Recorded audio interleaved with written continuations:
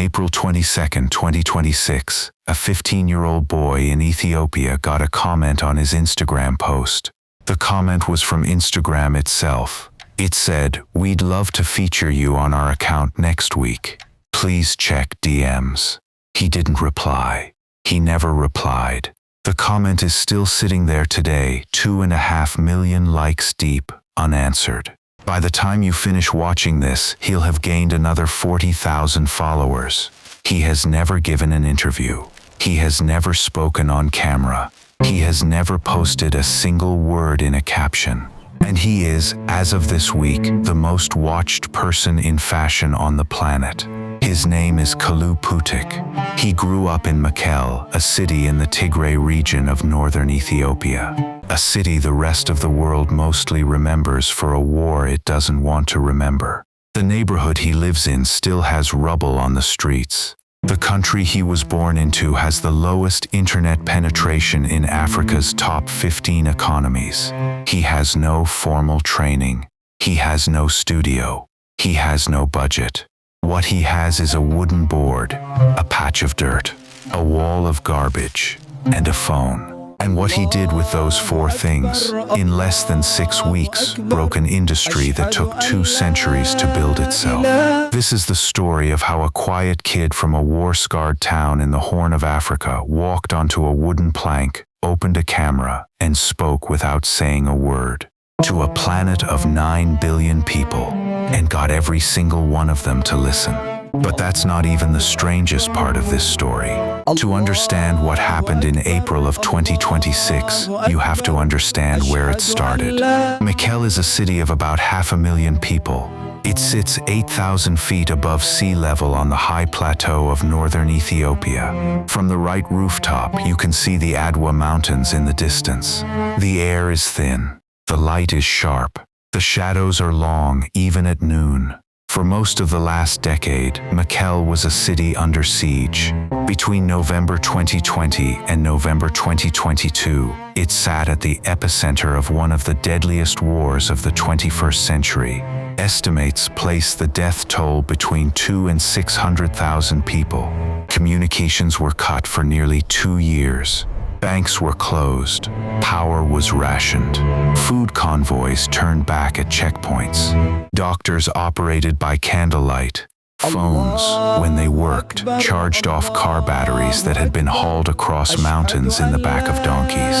A child born in Mekelle in 2010, which is when Kalou Putik was born, turned 10 the year the war started. He turned 12 when it ended. That child grew up watching his neighborhood empty out, watching markets shut down, watching his cousins disappear into uniforms, watching his mother boil weeds for dinner because the rice sacks at the food distribution checkpoint had been cut open by soldiers looking for hidden contraband, and the rice had spilled into the dirt. He slept under the kitchen table during the worst weeks. He learned to recognize the difference between artillery and thunder by the time he was 11. He stopped going to school for almost 2 years, not because the school had closed, but because the road to it ran past a checkpoint that nobody from his family was allowed to cross. His mother, who had been a seamstress before the war, taught him the only thing she knew how to teach: how to make things last, how to mend a tear so it wouldn't show, how to take a cuff that was fraying and turn it into a clean line, how to look at a piece of cloth that everybody else had given up on, and find the one cut that would let it live a second life. She didn't know it at the time, but she was teaching her son the foundation of every couture house that had ever existed. The discipline of not wasting anything, the patience of working slowly, the eye for what other people had missed. She just thought she was teaching him how to survive. And in the middle of all of that, he also did something that most kids in Mekelle did during those years. He picked through trash, not for fun, for function. The bottle caps could be flattened into buttons. The torn rice bags became sleeves. The cardboard sheets became framing. The wire became armature. The foil from cigarette packets, smoothed flat with a stone, made small mirrored panels. Other kids saw a landfill. This kid saw a closet. By the time he was 12, he could turn a discarded inner tube into something that resembled a corset. By 13, he was rebuilding the silhouettes of magazines he'd never read, of designers he'd never heard of, with materials nobody else thought twice about throwing away. Nobody around him called it fashion. They called it play. The neighbors thought he was strange. His own family didn't quite know what to do with him. There was a war on, and this kid was making dresses out of garbage. But he kept doing it. And here's the thing nobody who covered this story has fully understood yet. He wasn't trying to make fashion. He was trying to disappear into something beautiful. In a place where the sky outside your window had been on fire for 2 years, that was its own kind of survival. What happened next changed everything. On March 29, 2026, Kalu Putik posted his first Instagram reel. The setup was simple. A scrap of plywood laid flat on dirt outside his home. A backdrop of bottle caps and plastic strips and tinfoil hung on the wall behind him. He stood barefoot on the plywood. He spun. The camera tracked him. And in the half second between one frame and the next, he was wearing something that looked like it had walked off a Paris runway. The reel was 18 seconds long. He didn't tag anyone. He didn't write a caption. He didn't add music. The only sound was the faint scrape of his bare feet on wood and the dry rustle of the materials catching the wind. And then he posted it. For the first 3 days, almost nothing happened. His account had 11 followers. 10 of them were relatives. The 11th was a phone shop owner 3 blocks away who had once helped him fix a cracked screen. The first reel, on its first day, got 18 views. The second day, 47. The third day, 212. Then on April 1st, a small Ethiopian fashion blog reposted the reel. 612 likes. On April 3rd, an account in Lagos picked it up. 28,000 likes. By April 7th, a verified influencer in São Paulo shared it to her 4 million followers. The comments started piling up in 5 different languages. By April 10th, the reel had 3 million views. By April 12th, 12 million. By April 14th, the international press started calling. Cosmopolitan India, Black Enterprise, Pulse Nigeria. Every major outlet that covered emerging culture wanted to talk to him. He didn't answer a single email. He just kept posting. One reel every 2 days, each one shorter than the last, each one bigger than the last. The wild part wasn't that the views kept climbing. The wild part was the silence. Here's what nobody outside Mikel knew. While the world was watching his reels, he was, that same week, still walking the same streets he'd walked his whole life. Still picking up bottle caps from the same gutter. Still nodding to the same shopkeeper. Still living in the same room. The kid was famous. The kid didn't know. Or, more accurately, the kid didn't act like he knew. Here's what nobody had figured out yet. In an industry built on words, on press releases and runway notes and stylist DMs and brand collaborations and comment section debates, Kalu Putik had found something nobody else had thought to use: the absence of words. His reels had no narration. His captions were empty. His bio said only his name and a single Ethiopian flag emoji. When fashion journalists tried to slide into his DMs, the messages went unread. The internet, an ecosystem that runs on noise, was suddenly obsessed with the one creator who refused to make any, and it kept getting bigger. By April 18th, his follower count crossed 2 million. By April 19th, 3 million. By April 20th, 3.5. In a single 24-hour window, he gained more than 2 million new followers. A velocity that, until that week, had only ever been recorded for sitting heads of state and Grammy night winners. His most watched reel, the one with the cardboard ball gown, crossed 238 million views. The next one, the bottle cap chest plate, hit 129 million.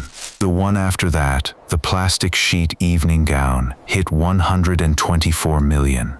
The one after that hit 111 million, 22 posts in total, almost 1 billion combined views, and nobody had ever heard his voice.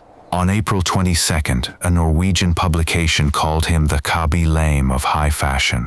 The reference made sense.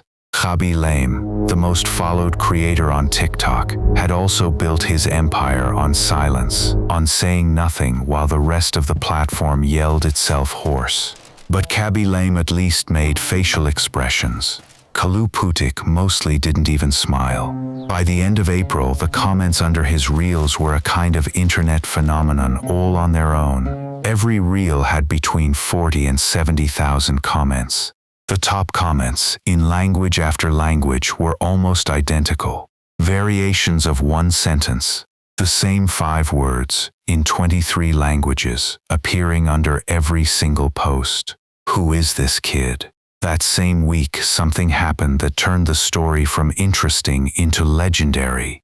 The Grammy-winning American R&B artist SZA, a singer whose albums had moved 15 million copies, posted one of his reels to her own story.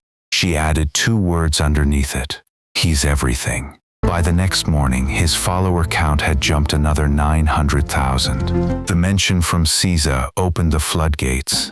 Within 48 hours, half a dozen A-list celebrities had reposted his work. A French actress, a British supermodel, a retired American basketball player, a K-pop idol with 60 million Instagram followers of her own. None of them tagged him, because tagging requires a creator to be searchable, and his account was somehow already saturating every algorithm on the platform without needing to be found. But the moment that froze the algorithm came 2 days later. On April 24th, the official Instagram account, the corporate account run by Meta itself, the platform he was posting on, left a comment on his most recent reel. The comment said, "Hi. We'd love to feature you on our account next week. Please check DMs."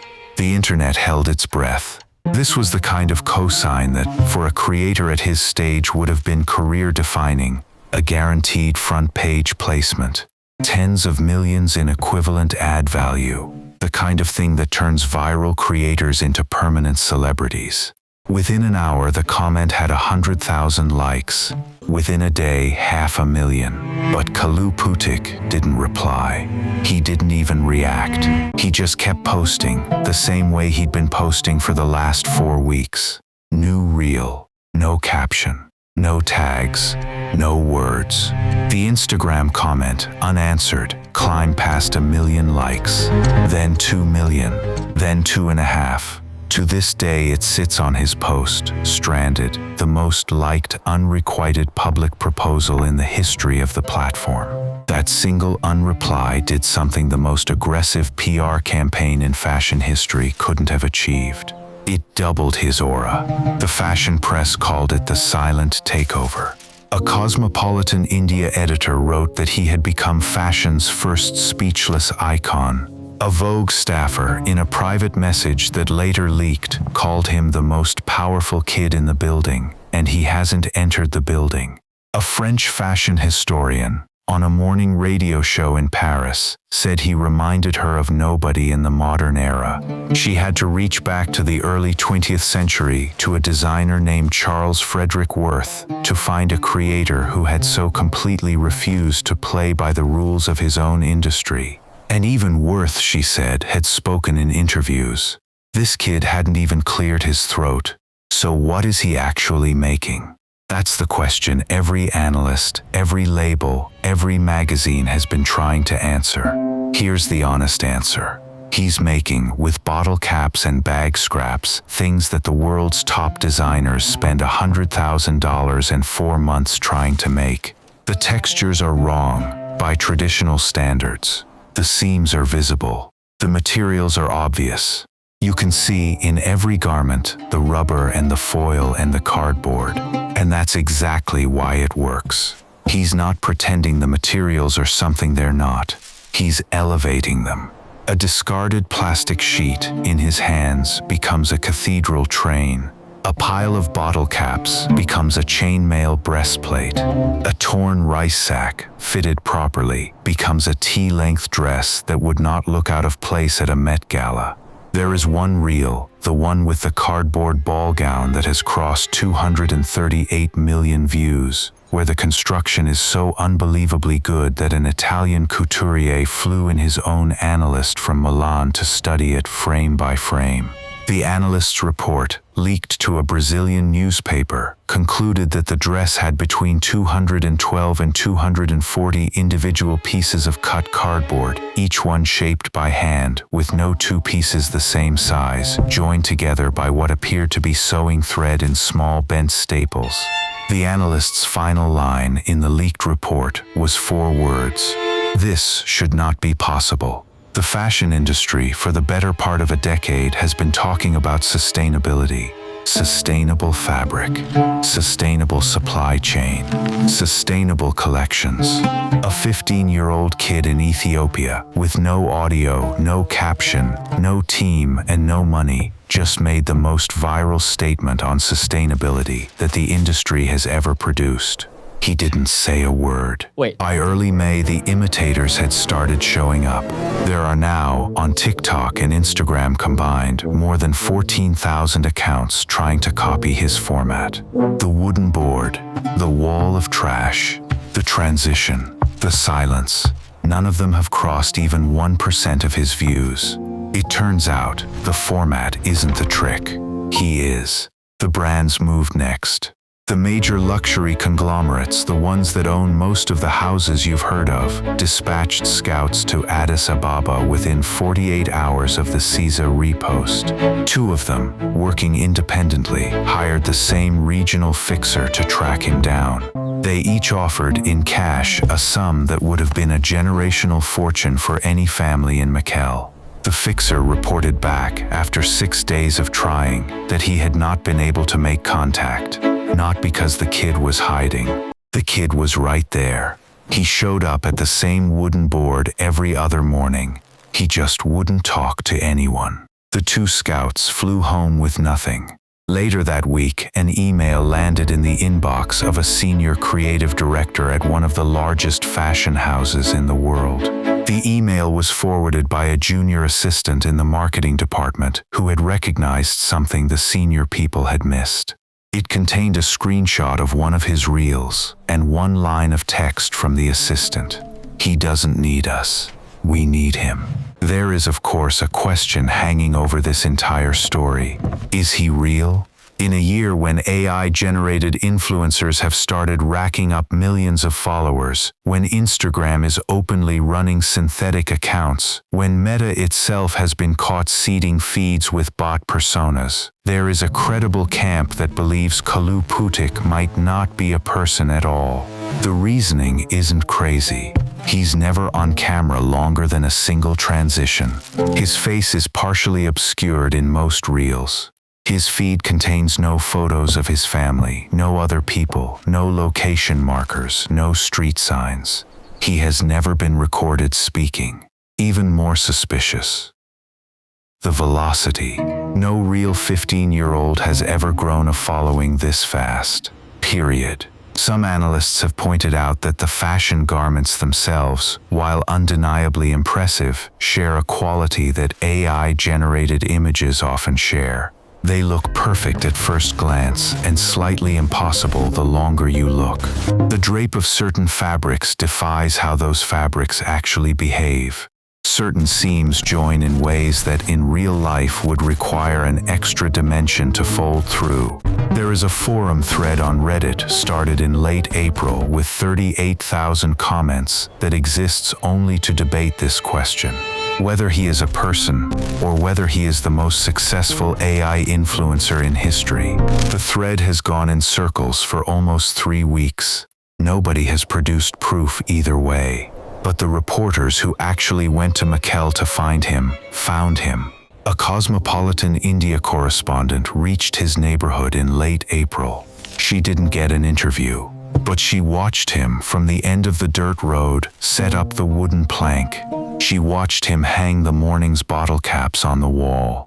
She watched him press record on the phone, balance, spin, and stop. She wrote, in the article she published a week later, that he saw her watching.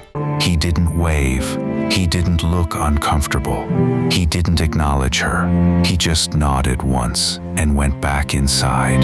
That single nod is the only confirmation the world has that this is a real 15-year-old human being. It might be the only confirmation the world ever gets. The question now isn't whether Kalu Putik will get a brand deal. He'll get every brand deal. The question isn't whether he'll be flown to Fashion Week. He's already been invited to 4 of them: Paris, Milan, New York, Lagos. The flights, paid for in advance, are sitting in his unread DMs. The question is whether he'll show up. Because if there's one rule the last 6 weeks have proven, it's that everything Kalu Putik has done, every reel, every silence, every unanswered comment, every nod, has been, very carefully, on his terms. Industry analysts in May were already predicting the next move. Some thought he would launch a label. Some thought he would sign with a luxury house. Some thought he would walk away from social media entirely, the way Banksy did from the street art scene, and become a kind of permanent ghost, a creator who existed only in the work, never in the room. The truth is, nobody knows. And the silence is exactly what makes the speculation so loud. The kid from Mikkel who used to flatten bottle caps to feed himself, who was 12 when the bombs stopped falling on his city, who taught himself fashion from materials the rest of the world considered worthless. That kid has spent the last 6 weeks turning the loudest industry on the planet into a room full of people leaning forward, waiting for him to speak. He hasn't spoken yet. And on the evidence so far, he might never need to. The fashion industry took 200 years to write its rules. A 15-year-old in Ethiopia with a wooden board, a wall of trash, and a camera just rewrote them in 22 posts, without saying a single word.